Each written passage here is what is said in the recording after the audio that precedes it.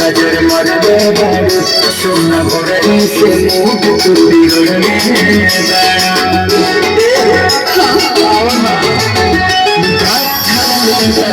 गजर मरदे बारू सोना भरई से मुख तू बिगड़ने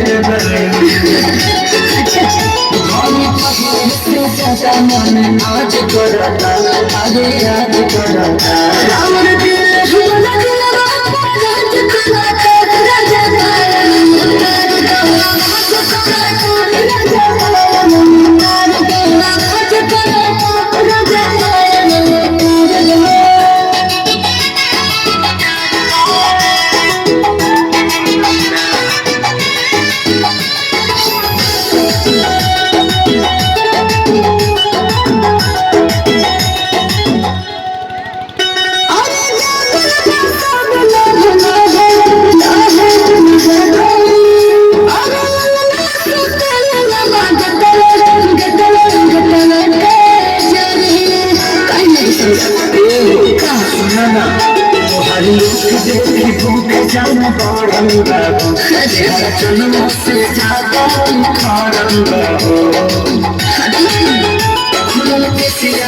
गड़बड़ मिजाज करता मिजाज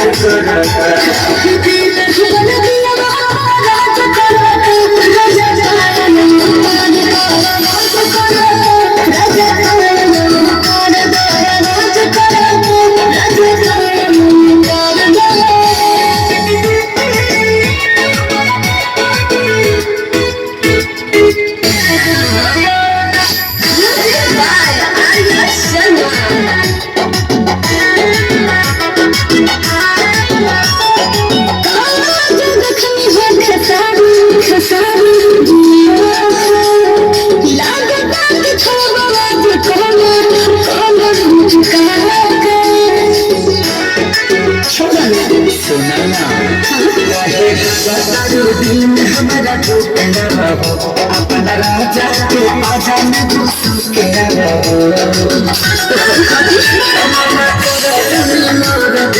आज